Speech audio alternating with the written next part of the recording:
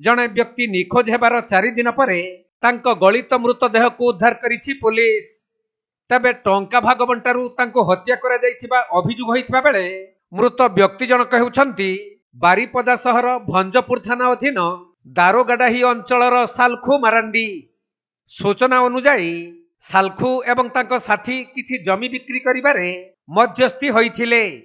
आउ जमी बिक्री हेबा परे लाभ टंका को नै साथी मानक सह सालखुंकर गंडगोल होइथिला। पर से निखोज होई जिबारु तांको स्त्री एनै भंजपुर थाना रे लिखित अभियोग करिथिले। तेणु पुलिस सालखु जीवित ना मृत से नै तदंत करुथबा बेले बारिपदा सहर ठारू 20 किलोमीटर दूर केसीपुर फांडी निकटस्थ केनाल पाख जंगल रे तांको गलित मृतदेह ठाब होइथिला।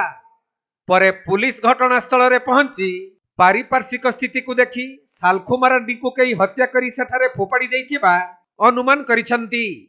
एपरिकी प्रमाण नष्ट करिबाकू मृतदेह उपरे एसिड पका जाइथिबा पुलिस देखिबाकू पाइछि। तेणु बेतनटी पुलिस, भंजपुर पुलिस एवं साइंटिफिक टीम घटनास्थल रे तदंत करिबा परे सबकू जबत करिसंती। आउ भंजपुर पुलिस एही घटना रे 6 जन को संदेह करी अटक रखिथिबा मध्य जणा पड़िछि।